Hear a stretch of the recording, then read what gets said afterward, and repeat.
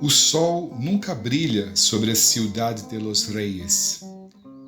Oculta pelas nuvens, escondida da luz ofuscante das Índias, a cidade dos reis é cinza, como seu céu e seu mar. Raramente chove naquele lugar, mas toda a tarde uma leve garoa cai suavemente sobre a povoação. Há, no entanto, algo de acolhedor nessa paisagem plúmbea, uma certa proteção contra o sol fustigante dos trópicos, cuja intensidade tudo revela e faz arder. É bela e misteriosa a Ciudad de los Reyes, minha porta de entrada no reino que viria a ser meu futuro, meu lar, minha existência. Dom Francisco Pizarro precisava de uma base próxima ao mar, que recebesse navios com provisões, armas, equipamentos, animais de carga, montarias e colonos para penetrar e conquistar aquela rica província. Ele já havia tentado estabelecer uma capital na cidade inca de Chalcha, mas esse local é longe do mar, em uma região montanhosa, inconveniente para ser capital da nova província da coroa espanhola. Mas a cidade do cacique Taulichusco, súdito do Império Inca, ficava numa localização estratégica, junto ao mar, banhada por um rio, de fácil comunicação com o Istmo do Panamá. Assim, Dom Pizarro tomou as terras de Taulichusco, batizou o povoado com o majestoso nome de Ciudad de los Reyes e ergueu sua capital sobre as fundações dos edifícios construídos pelos Incas. Quando lá cheguei, pouco mais de um ano depois da fundação, ainda era possível ver os grandes prédios em frente à praça central. O Palácio de Taulichusco, com suas grandes rampas, o templo de Puma Inti, o deus jaguar sol, e a panaca do cacique. Hoje, eles deram lugar ao Palácio do Governo, à Catedral de Santo Domingo e, até sua morte, à residência do governador Pizarro. As promessas das riquezas do Peru tinham atraído grande número de colonizadores, comerciantes, colonos com suas esposas e filhos, traficantes de pessoas escravizadas, mercenários, prostitutas, conviviam com os indígenas submetidos e cativos africanos. A cidade crescia e recebera o significativo apelido de Perla del Pacífico, mesmo não sendo assim tão bela. Mas quando desembarquei na Ciudad de los Reyes, grande parte da população tentava fugir da rebelião do Inca Manco Cápac, que ameaçava o sonho de aqui estabelecer a Nova Castela. 4 expedições já haviam sido enviadas para socorrer os espanhóis cercados em Cusco, antiga capital inca, agora sitiada pelas forças de Manco. Mas ninguém voltara. Nenhum mensageiro tinha sido enviado com notícias, o que fazia a sensação de ameaça se adensar no ar, quase como se fosse possível tocar. Não sabíamos, então, o que estava havendo em Cusco, nem que todos os capitães e soldados das expedições enviadas tinham sido massacrados pelas forças de Kisu Yupanqui, irmão do imperador Manco, nem que entre os mortos estava Diego Pizarro, meio-irmão de Dom Francisco. O problema, porém, não se resumia a Cusco. Um exército de 200.000 homens, comandado por Kisu, avançava contra a Ciudad de los Reyes. Logo que aportamos, o capitão Juan Fernández conduziu a mim e aos outros voluntários ao palácio de Taulichusco, onde havia sido improvisado um pequeno quartel. Eu ficaria alojado lá durante essa minha primeira estadia na Cidade dos Reis. Fomos recebidos pelo próprio Francisco Pizarro, recém-nomeado governador de Nova Andaluzia e agraciado com o título de Marquês por Sua Majestade o Rei Carlos, em reconhecimento à descoberta e conquista daquele território. Eu esperava que um dos capitães do governador fosse revistar as tropas, mas o fato de Dom Francisco vir pessoalmente encontrar os voluntários reacendeu os ânimos daqueles homens, a maioria dos quais mal sabia empunhar uma espada. Na verdade, muitos sequer possuíam uma. Não fossem as histórias que o precediam, sua aparência não teria impressionado. Parecia um fidalgo comum, desses que vemos na Espanha nas missas dominicais. O marquês usava uma capa preta bordada nos ombros com a cruz em forma de espada dos Cavaleiros da Ordem de Santiago, o que lhe conferia certa gravidade. Quanto ao resto, seu vestuário era bem modesto. Trajava as roupas com as quais me acostumei a vê-lo desde aquele primeiro encontro. O mesmo casaco de cintura alta, de tecido preto, com a parte de trás caindo até os tornozelos, sapatos brancos de pele de cervo, chapéu branco e uma espada com um punho antiquado. A única variação que permitia a essa combinação, como pude depois constatar, era que em certos dias festivos, e mesmo assim, quando se deixava ser convencido por seus servos, usava um manto de pele de zibelina que seu primo distante, Hernán Cortés, o Marquês del Valle, conquistador do México, havia lhe enviado.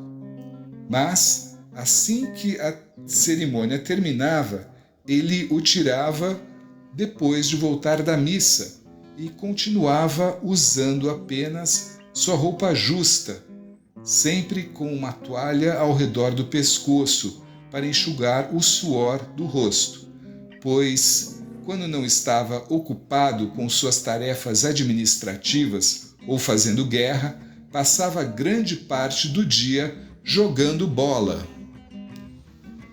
Aliás, Frei Diego, esse era outro aspecto peculiar que constatei no conquistador do Peru, algo digno de nota. Homem de grande força física, o Marquês era aficionado por jogos e poucos jovens eram capazes de o acompanhar sem sentirem-se cansados.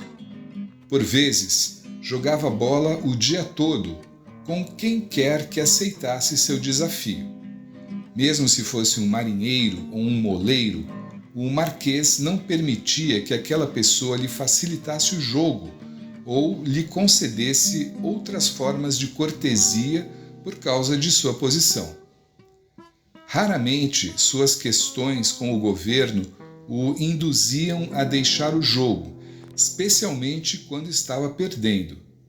Somente se houvesse algum tipo de distúrbio entre os nativos, e por se preocupar bastante com esses acontecimentos, o homem vestia sua armadura de ombros e corria pela cidade com uma lança e um escudo, indo rapidamente em direção ao problema. Mas deixe-me voltar a contar sobre minha chegada à Cidade dos Reis e meu primeiro encontro com Dom Francisco Pizarro. Atrás do Marquês, alguns dos seus capitães o acompanhavam, examinando os voluntários num silêncio crítico. Muitos dos grandes nomes da história da conquista do Peru, Garcilaso de la Vega, Diego de Rojas, Gomes de Tordoia, Pedro de Lema, estavam no palácio naquela manhã, mas a presença de Dom Francisco era a mais dominante. A atmosfera de lenda que o circundava, histórias de batalhas, de tesouros e presas de guerra, bastavam para impulsionar a imaginação de quem ouvia e ouvia. Também eu, ao observar aquele homem envelhecido, rijo de compleição, seco de carnes, enxuto de rosto, com ar um tanto soturno por trás da barba espessa e ainda negra, apesar de já ter entrado bem na casa dos 50 anos, lembrei-me dos boatos sobre ele. Imediatamente me veio à mente que ele era filho bastardo de um capitão de infantaria, morto em Pamplona, que espalhara muitos filhos não só por Trujillo, onde o Marquês nascera, mas por toda Extremadura. Pensei, igualmente, no rumor de que o Marquês tinha sido abandonado pela mãe, uma lavadeira, e criado por porcos. Também me ocorreu que, apesar de sua origem pobre e desfavorecida, aquele homem rústico, antigo traficante de corpos humanos, conhecido por seus hábitos simples e por preferir dormir numa rede a uma cama, tinha sido capaz de capturar o senhor daquele vasto império e tomar para si e para o rei da Espanha toda a sua riqueza. Poucos homens fizeram isto antes dele, e tenho certeza, poucos voltarão a fazer. Por ser um dos raros voluntários bem equipados e armados, por possuir um cavalo e especialmente porque era um dos únicos que sabiam ler e escrever, fui colocado à frente do grupo de voluntários, pouco mais de uma centena, ao lado de Dom Diego de Trujillo. Iríamos formar um pelotão de cavalaria que apoiaria os veteranos montados. Cada pelotão era liderado por um tenente que respondia, por sua vez, a um dos capitães. Fiquei sob o capitão Sebastián Garcilaso de la Vega. O capitão de la Vega tinha participado da conquista do México e agora trouxera 80 mercenários para a defesa da capital de Nova Castela. Eu iria reforçar esse contingente. Ao passar por nós, o Marquês reconheceu Dom Trujillo, seu antigo soldado, e seu rosto acendeu-se no único sorriso que vi se desenhar nos seus lábios em todo o tempo que convivi com ele. Diego, que bom contarmos com um veterano nesta hora difícil! Exclamou, mostrando que, como todo bom general, lembrava-se não só de seus comandados, mas também de seus nomes.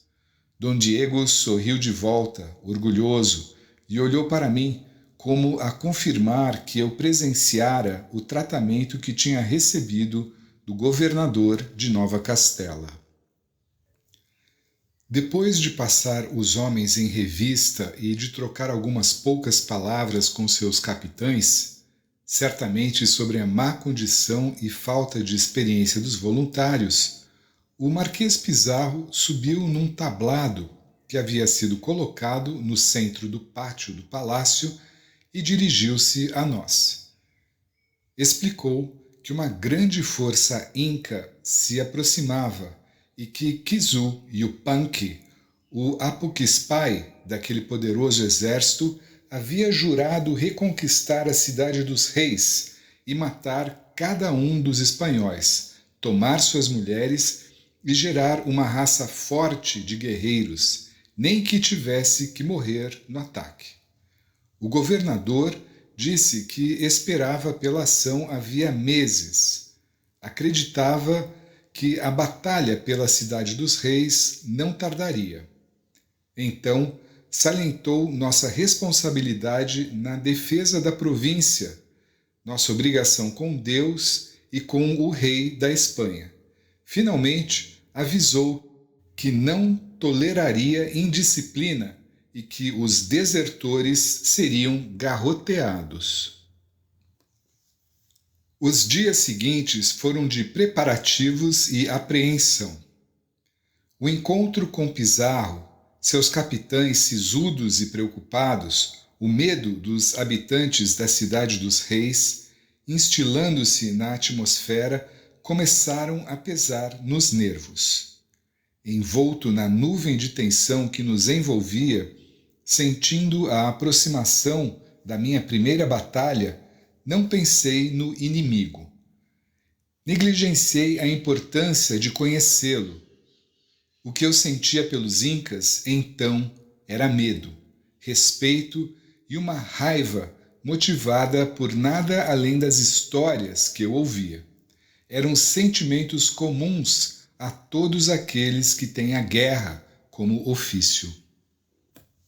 Busquei me refugiar nas pequenas tarefas cotidianas, em me instalar nos novos aposentos, em adquirir suprimentos e alugar os mais variados serviços dos nativos. Apesar da vida em caserna, onde há pouca privacidade, havia mais liberdade do que gozávamos na Espanha ou do que a temos hoje. Ao redor do quartel, os nativos se instalavam para vender o que tinham ou podiam. Mulheres também apareciam nas vizinhanças do quartel, oferecendo seus favores. Vinham de diversos povos do império e eram tão diferentes umas das outras em termos de aparência, quanto eram as vestimentas que usavam. Não se pareciam com as prostitutas europeias ou moras que eu tivera em Sevilha. Eram mais limpas, saudáveis e ardentes. Muitas tiveram suas famílias assassinadas pelas forças de Atahualpa e procuravam os espanhóis em busca de proteção e vingança. Satisfaziam-se com pouco, algumas contas, lenços ou água de colônia barata, e andavam atrás de nós como crianças perdidas. Frei Diego me admoesta por ter cometido o pecado da luxúria, e eu respondo afirmando que fui perdoado inúmeras vezes desse pecado no confessionário. Lembro, meu gentil escriba, que pecar e ser perdoado é uma das vantagens da nossa religião católica. Na noite seguinte ao encontro com Pizarro e seus capitães, percebi um novo viés dos nativos, outro aspecto desses povos que formaram um império tão poderoso e extenso como os mais poderosos e extensos do mundo. O que me despertou essa percepção foi o canto de um homem, um velho Huayala, sentado à beira do fogo, que entoava uma canção triste, acompanhando-se ao tambor. As palavras desconhecidas, a voz um tanto trêmula, o misticismo que emanava da música, o bruxuleio das chamas da fogueira, o ar seco do Peru, tudo isso me envolveu num sentimento estranho de simpatia pelos nativos. Percebi, como não percebera antes, a humanidade comum neles e em mim, e senti um impulso de deixar a estranheza e o desprezo de lado e me aproximar e conhecer as coisas do Peru, dos Quechuas e dos outros povos do Império. Percebi que o que eu sentia pelo meu Deus era o mesmo que aquele ancião sentia pelo seu Deus. Aquele homem estranho, com suas crenças pagãs, seus bons e maus espíritos, era outro eu, num outro mundo, numa outra realidade, criada pelos mesmos impulsos e necessidades humanas. E o transporte despertado pela canção daquele nativo, nascido nesta terra, neste continente, criado sob estas estrelas estranhas, dissipou meu medo e minha raiva e cristalizou-se num sentimento que pode ser mal traduzido como respeito por essa gente, meus inimigos e servos. Tivemos sorte, ou, com efeito, enfrentávamos um inimigo menos versado na arte da guerra. E o Punk gastou muito tempo para recrutar mais soldados no Vale de Jauja, o que, para nosso alívio, permitiu a chegada de ainda mais reforços vindos do Panamá. Além dos espanhóis que vinham do Istmo, tínhamos o apoio de milhares de guerreiros Guayalas, uma das muitas nações que se rebelaram contra os quechuas e que viam os espanhóis como seus libertadores. Os Guayalas eram comandados pelo cacique Catahualco, pai da então jovem e bela, como pude constatar, amante de Dom Francisco Pizarro. Poucos dias depois de minha chegada, recebemos reforços de um parente distante do Marquês, o capitão Francisco Orellana. Tinha pouco mais que a minha idade, mas viera às Índias quase uma década antes que eu, quando era apenas um rapaz de 16 anos. Tomou parte de diversas expedições no Panamá e no Peru. Esteve presente na captura de Atahualpa, em Cajamarca, e também participou da fundação da Cidade dos Reis. Agora, apresentava-se ao parente distante para ajudar a defender a cidade contra Yupanqui. Já um veterano experimentado aos 25 anos, o capitão Orellana trazia as marcas das batalhas e expedições das quais participara na forma de cicatrizes espalhadas pelo corpo. Tinha perdido um olho e cobria sua deformidade com um tapa-olho. Com a riqueza que acumulou, grande parte vinda do que recebera por sua participação do saque de Cajamarca, Orellana construiu uma casa em Puerto Viejo, um vilarejo próximo de Guayaquil. O lugar logo se tornou um ponto de encontro dos espanhóis que chegavam ao Peru, atraídos pelas histórias sobre os tesouros incas. Também era um santuário na defesa das propriedades espanholas contra as frequentes insurgências dos quechuas e de outras nações que não desejavam nossa presença em suas terras. Orellana estava em sua casa quando soube que Cusco tinha sido sitiada e que os incas se preparavam para tomar a Cidade dos Reis. Sem perder tempo, o capitão correu em auxílio dos primos. Armou uma companhia às próprias expensas e a um alto custo, formada por 12 cavaleiros e 80 homens a pé, e partiu para a Cidade dos Reis sem demora. Chegou a tempo de nos ajudar na defesa da cidade.